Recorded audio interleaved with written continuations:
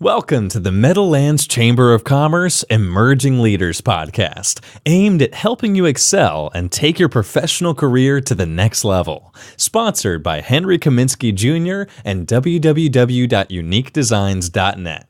Now, let's get into today's show. What is going on, and welcome to another energy-packed episode of the Emerging Leaders Podcast. My name's Fernando, and I'm here co-hosting with this legend, Henry Kaminsky, known as the Brand Doctor on Instagram. What up, Henry? What's going on, Fernando? I'm happy to be rocking out here with a stud, Eric Pearson. I've been able to hear so much about his story, and we love these phone calls. We love keeping them authentic. So we saved all the meaty questions for you, our viewers, our listeners, because we want you to get straight value, straight honesty, and more importantly, all the vulnerability in the world. So Eric, take a few seconds to just let us know, your name, a little bit of bio about you, and where you are now in life, because your story seems amazing, brother. And I'm really excited to be able to dive deep in there. Sure. Well, first, thanks for having me, guys. Excited to be on the podcast and hope it's helpful for some of the listeners. So my name's Eric Pearson. Currently, I'm the owner of Nomad Automotive Services. We are a mobile on-site vehicle maintenance service. So our mission in life is to just help people keep up with their routine maintenance for their vehicles without downtime, without interrupting their day, and without missing routine oil changes. So oil changes are one of those things that's really unsexy, really unexciting, but it's also a big pain point. People hate them. Mm-hmm. So what we're trying to do is take one of the less exciting problems in life and just build a better way to do it. So that's what I'm doing now. As far as where I came from, I'm from upstate New York originally. Went to school at Cornell. I initially was a policy analysis major. And while I was taking those classes, I started adding some management and marketing classes. And I just really got the bug for business and brands and consumer messaging that way.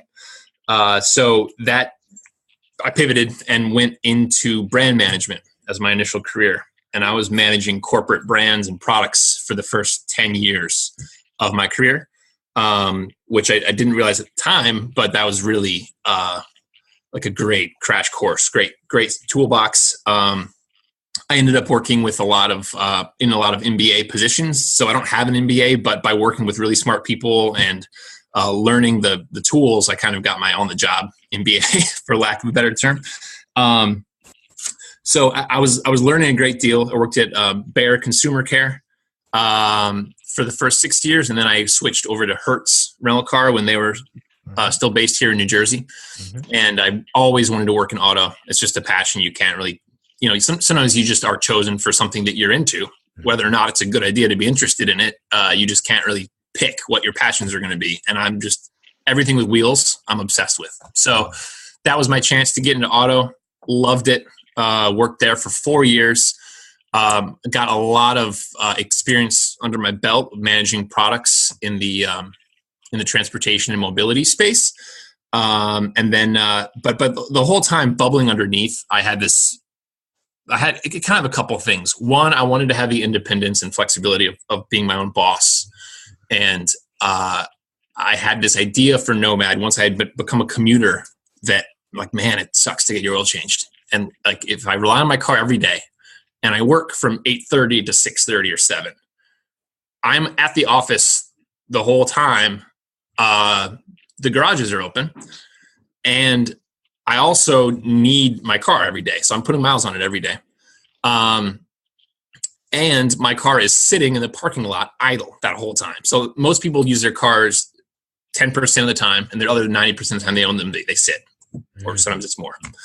So I was like, why is this so inefficient? What's this huge lack of consumer centric thinking around car maintenance? Because everyone needs it. So I became borderline obsessed with this idea for Nomad, even while I was working at these jobs that I really liked. So I had this itch to make the jump and go into my own thing. So I kind of had that goal in the back of my mind, which it really helps to know where you're going. Because when Hertz relocated to Florida, and that wasn't something that my wife and I were interested in being part of. I knew that my next step was to become my own boss. So that allowed me to help them. I stayed on as long as they wanted me. I got a nice package at the end of it, and that was really the ammo that I could use to turn around and start my own company. Right after the job change. So I had this corporate foundation, and then this kind of personal mission to start my own thing. There was an element, I have to be honest, there's an element of hubris and ego where I was like, I've been doing this marketing for my bosses. I could do better than them. Like, I think if I had my own company, I would just knock it out of the park. And so to some extent, it was an element of calling my own bluff. And one of the things that made me want to go out on my own was to see if I really was all that. Turns out no one is. Doing it yourself, it was definitely an ego adjustment. I think that was one of the healthiest things about being your own boss is everything that goes right or wrong, you got to eat it and you got to own it. So in a nutshell, that's what brought me around to found Nomad. And I'd love to, if you guys have any more questions, like about if there's other founders who listen to the podcast and anything you want me to talk about in terms of like the ups and downs of founding a business and any advice, I'd love to share it.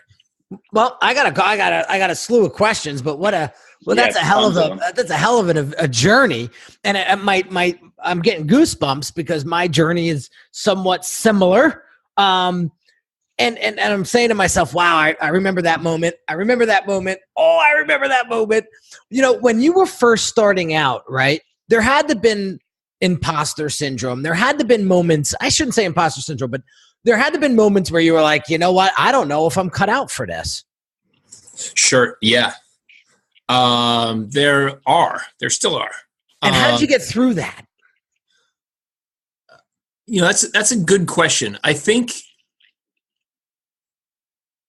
it's one of those things. It depends on your mindset on life. If you're ever having that kind of dissonance between what you're trying to do and what you think you can do, you should compare looking in the future with looking back.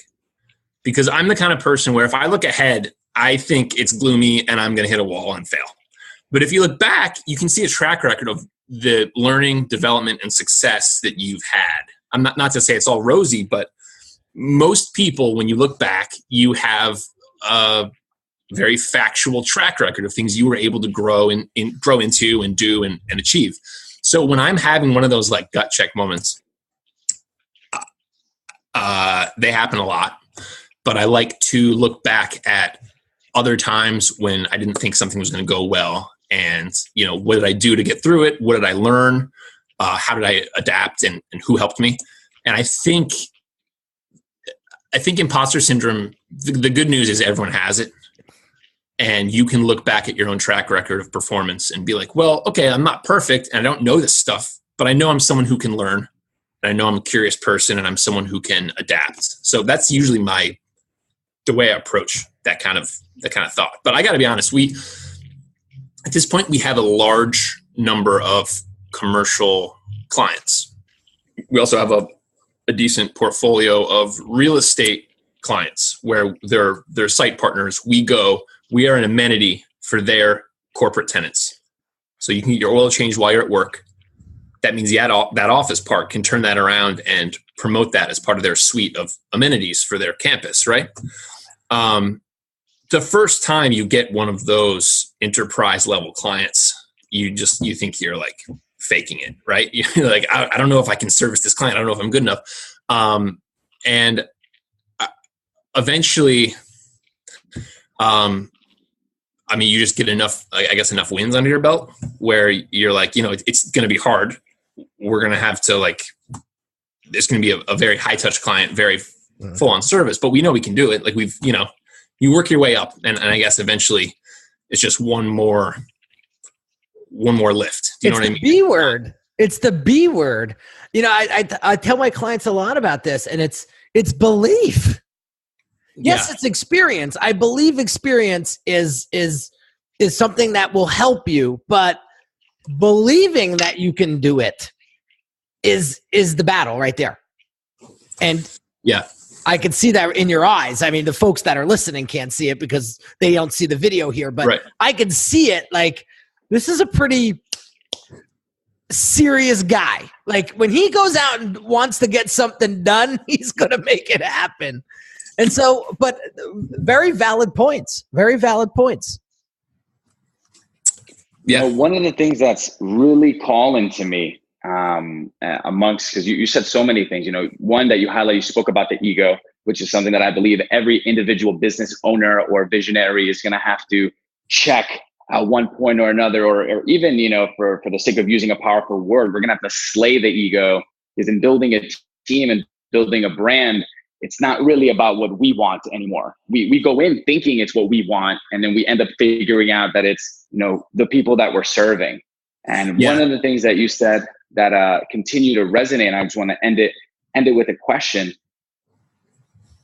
And I think it's really important for our leaders, and my ego is calling me to ask you, is right now, entrepreneurism is like a sexy word. Every young millennial is like, I want to be an entrepreneur. I don't want this 9 to 5. I don't want to do this. It's almost turned into like a failure if you do that, when in fact it's not.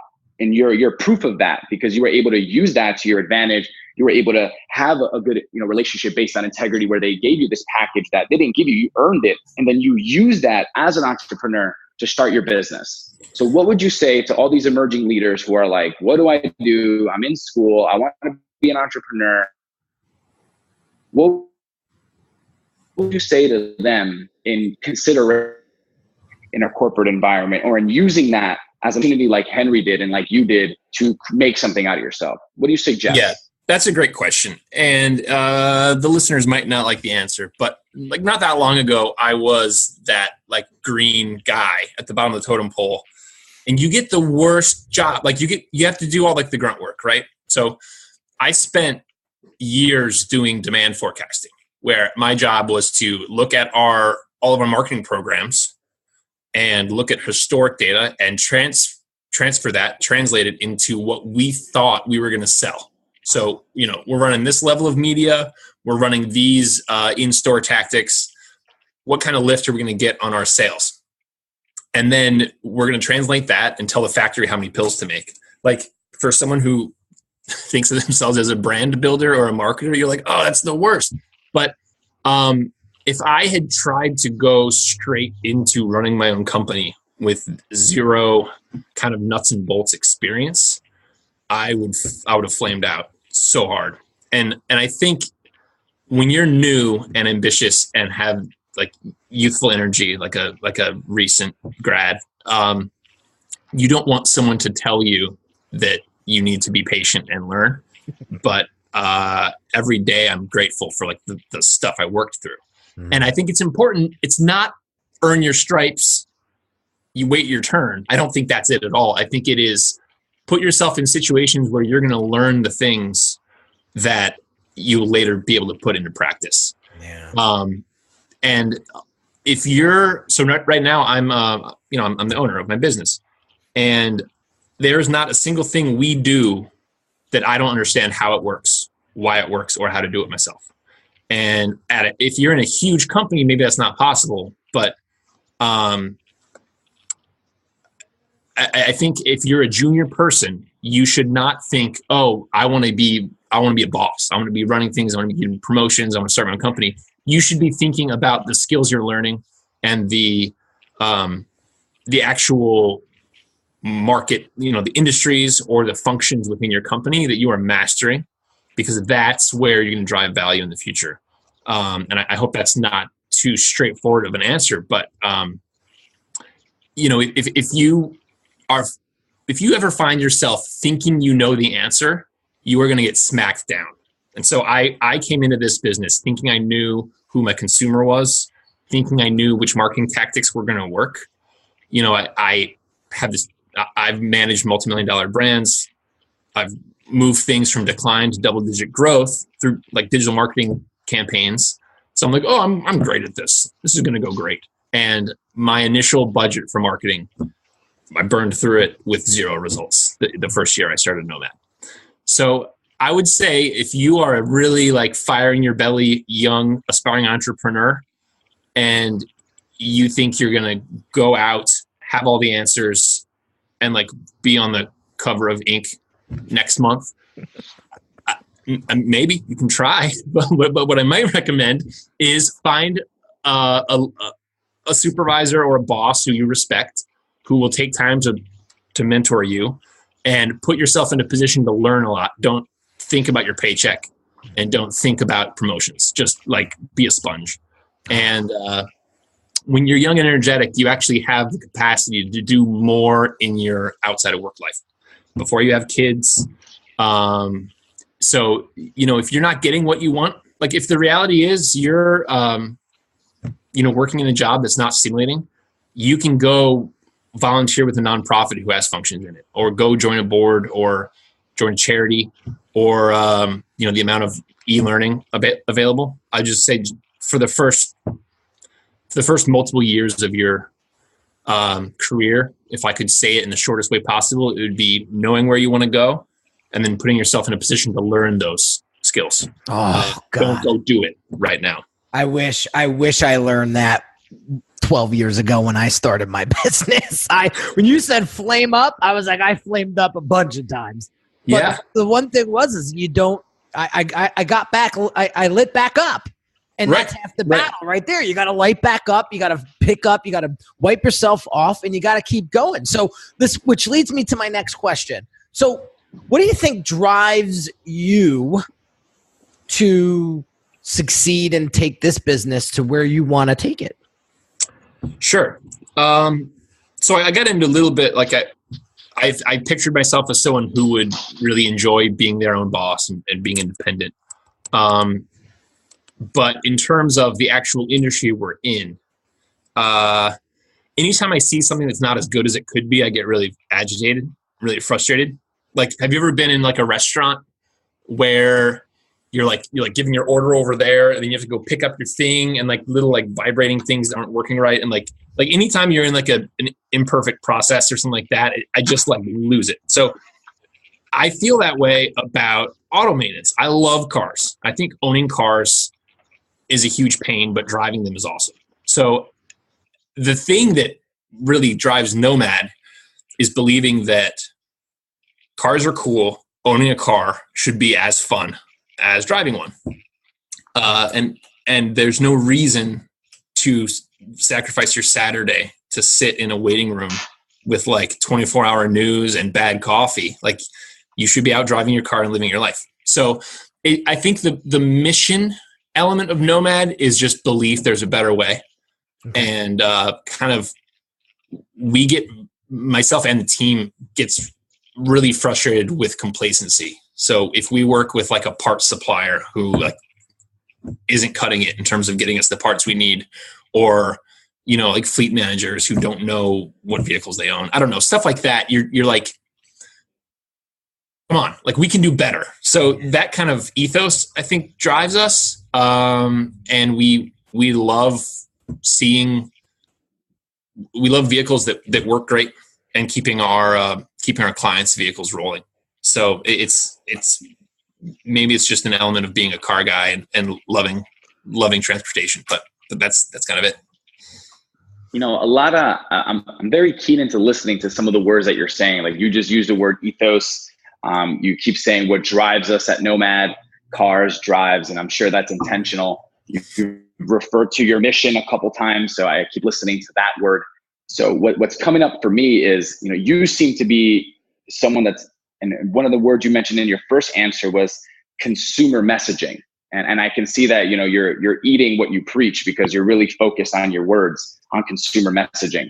And I'm going to tie this all together to, you, and you said we, and you said the team, you seem to have a very powerful leadership role to whoever it is that you're managing, and you seem to be really focused on creating a culture, driving, what drives us. You're really creating a culture. And my question for you is, where does that come from? Did you have, a mentor in your life, as you mentioned in your second answer, that someone should go find a boss or a supervisor and kind of live into the business or lifestyle that they want? Did you have any mentors? How important has leadership been for you? And where do you see yourself taking Nomad? Because it seems to be, a depth for you, a passion. I love cars. Yeah. I like being in them. Is it about making the money? Is it more than that? So to sum it up is what mentors, bosses, supervisors help you? How important is it in what you're doing now? And where are you driving Nomad to? What does that look like in the future? Sure. Yeah, that's a good question. I have had some mentors. Some of them didn't know they were mentors because they were actually really terrible bosses. And then some of them were more traditional mentors where they were great. And what I would recommend to anyone early career, or even actually, I guess this applies to anyone, keep a notebook, either physically or mentally in your head. And every time a boss does something that you feel a response to, you should write it down. So anytime you have a really terrible boss, you should identify what it is about them that is demotivating you or limiting your performance. And every time that happens to you, if you're a strong learner, you're going to be that much of a better boss because you will never do that to someone. Okay. By the same token, every time some boss empowers you or drives you to higher performance, write down what they did that you really sparked to, and make sure you do that. And I would say, I'm not a perfect manager by any means. Still working on a number of things for myself, but I would say any strengths I do have are just by kind of that, like almost like a scorecard approach to everyone who's managed me. Like, what did they do that limited me as a producer, and what did they do that empowered me? My favorite, I've had two very strong directors I worked under that I really that really did a lot for me. And what the uniting theme is, they would basically define what success looked like for me, and then give me the tools to go do it. So they weren't looking over my shoulder. They gave me their support. But then the other thing was they put me in positions that suited my strengths. There's some managers who will put you in a position based on what you should be like learning to get better at. But I kind of believe that people have inherent strengths, and you can maybe teach them other stuff. But for the most part, you should try to get a good fit between your team and their tasks. They're trying to re-sculpt your team into new people. So my best managers were really good at seeing what I was good at and steering me towards that. Very clear feedback, sometimes brutally like blunt feedback, and support. So with my team, that's what I try to do. I try to encourage mistakes. I try to, we try to talk honestly about mistakes when they happen, so that we're learning from them, and that they know it's not like they just, they're not in trouble. They're not in detention. But a mistake just happened, and this is what we're going to do to learn from it. And then also being very candid about when we don't know if something's going to work, and we're going to try it and it might flop. But all the stuff that we do really well is stuff that we tried before knowing if it worked. And creating that kind of support, playing towards people's strengths and encouraging mistakes, I would say, are kind of what I try to do. And then in terms of, you talked about where's Nomad going? What does it look like? I would say when you asked about making money, just honestly, entrepreneurship is a pretty lousy way to make money. I'm sorry if that's not the audience, but if you looked at the like expected value, like the odds of getting really rich as an entrepreneur multiplied times like the average payout or the high payout, your odds of being comfortable and living a really rich lifestyle are probably better in some other fields. Like you could probably look at the numbers, and then work back into the right fields, get the right classes, and go work your way up. I think fulfillment and motivation and self-development are much better endpoints for being an entrepreneur. We read about the entrepreneurs that strike gold, but that's a really small proportion. So I think to hold that up as the ideal could be a little like dangerous or misleading and maybe counterproductive if someone is more interested in finding what really motivates them and finding their passion. Something that struck me a couple of years ago, and I'm still scratching my head on this one, is I've met a lot of rich people, and there's a lot written about what makes rich people. I have met far fewer happy people, and they're like puzzling. Like it's so hard to understand. Like when you meet an authentically happy person, you're like, how did you get this way? Like, what did you do to get here? And so I would say, if you want to be wealthy, entrepreneurship is maybe like going to bump up your odds of being like a mini multimillionaire or billionaire, but that's still a really small percentage of your possible outcomes. If you're looking for like a financially comfortable existence, I still think a more traditional corporate path is probably the way to go, but you may not be as fulfilled if your passion is in building something new or having a more kind of varied or uncertain daily life. So that's a long-winded way of saying that Nomad, where it's headed, I'm quite happy with the margins, especially on like a per transaction basis. Our growth has been very aggressive, doubling or tripling year over year. Beautiful. So I love it. But the money needs to be secondary. If this was about making money and I was trying to like pull out my, like a big exit or something, it wouldn't really have allowed us to experiment and grow in the way we have. So we've gotten farther faster. We've built a roster of happier clients, and we've created, more employment opportunities and more positive experiences because our main bottom line endpoints are transaction volume and transaction satisfaction. So what I look at is my Google reviews, my Facebook reviews, and the number of vehicles serviced. I look at financials so that I can keep the lights on. But our payday is going to come way down the road where we've built this phenomenal, almost community of satisfied clients who are coming for the experience. So I would encourage people, if you want to build a legacy, you should look at bottom line metrics that are non-financial and build something incredible instead of just making a cash machine, because there's other ways to do that that are less risky and less emotionally painful. So that's my personal answer on that. That's beautiful. I mean, there's so many things. I mean, we could do another half an hour easy and unpack all of that. But unfortunately, we are out of time. But listen, I love everything that you just mentioned. Listen, entrepreneurship isn't as sexy as everybody thinks it is. There's a couple of times I lost my ass and I didn't know if I was going to get back up. Right. And you get back up, you dust it off. You always figure it out. I was having a conversation with my cousin this weekend, and I said, my philosophy has always been that there's always a way out. There's always a way out. That's great. There's only one thing that there isn't a way out of, and that's death.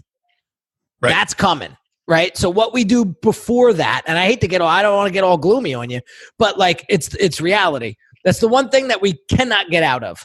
So while we're here, let's think about, is it really as bad as we're making it? Or are we out for the count as bad as we think we are? Probably not. And so I don't want to go on a tangent, but I love what you were talking about that. I love how you were saying, listen, there's other ways to make money, or if money's your driver, there's other ways to do that. If you're looking to do more of a legacy look or angle, this is where you get into. But I love what you said. You're the way you serve and how you serve and who you serve and the importance of their satisfaction is your biggest driver. That tells me a lot about you as a person and as an entrepreneur and a service provider. And for all you service providers out there that are, whether you're a consultant or a caterer or whatever, that should be your main focus. When you focus there, everything else is going to come back around. Fernando, you want to add anything? Nah, I think that really sums it up. I literally wrote down like a list of questions just based on everything that you were saying. And one of the things that's coming up for me that just came into my repertoire is that most human beings believe that they're searching for the meaning of life, when in reality, they're searching for the experience of being alive. And I believe in some words that you just stated, Eric, you summed that up. And I don't even know if that was your goal in what you were saying, but that's what came across to me, because that was what's been top of mind. Right. And how you mentioned, if you want money, it's here. And if you want a certain, and one of the big distinctions that I had this year was, I'm not sure if we're building a business or if we're building what's known as a lifestyle business. Because to me, a business is you make forks, you make 10 forks, you make $1. You want to make $1 million, you got to make this many forks. Right. It's mathematical. Yeah. It's an equation. And when you build something to fulfill your life, like I want to spend time with my family, I want to travel, I want to do this, I want to help, here's where my contribution is. A business won't always suit that, because all roads lead back to you. So what I want to end with, and I would love, the viewers and myself and Henry to to get with, what is your pull? What is your pull? What is your reasoning? What have you felt has been, made you feel the most alive in building this business? That's a good question. I mean, like you said, that's like another hour and a half, but you got 3 minutes, Eric. Okay. 3 minutes. I think for me, so I'm usually, it's like Henry's saying, that kind of gloomy, like I feel like I've just hit rock bottom. Like I've had a few of those moments. If you're running your own business in an unproven business model, it's going to happen probably a couple times. So in the moment, I frequently don't take stock of things as well as I should. But then when I kind of look back on the journey, and a lot of times this happens with our head of operations, he's been with us for 3 years. So he and I are kind of like the two individuals who really shaped the customer experience and our field process the most. We talk about how far we've come and how we laugh about the way we were doing things before we implemented a bunch of our process improvements.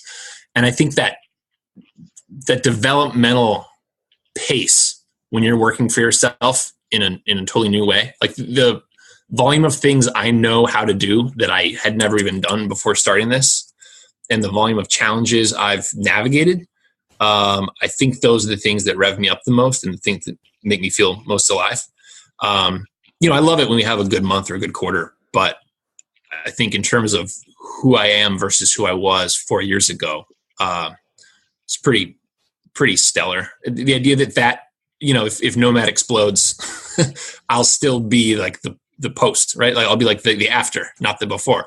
And I'll be able to go apply that anywhere. So I think keeping that in mind is really great. And then Nomad, I'm guilty of getting too into my business, and hitting that extreme has also helped me set aside time for my family and friends a bit better. I'm still working on that, to be honest. You're not alone. I don't think I would have appreciated the value of those hours enjoyed with your loved ones doing what you want. I don't think I valued those hours as highly when I was in a more structured life. I think once you've kind of gone way too far in one direction, then you start to realize oh wait, this is the good stuff. And I'm now more grateful for each of those minutes than I used to be. Yeah, I love it. I love it. Well, there you have it, guys. Real quick, for those folks that want to learn more about Eric and Nomad Oil, where can we send them? Yes. Thank you. Plug time. Nomadoil.com is our consumer-facing website. You can book and pay right through there, and we'll come change your oil at your house or your office.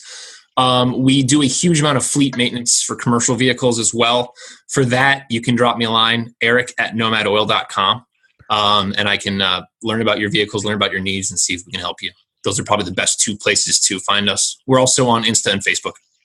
Awesome. Well, Eric, it was a pleasure, man. Great 40-minute conversation. Loved every second of it. A lot of words of wisdom here. Fernando, any last words before I do the housekeeping?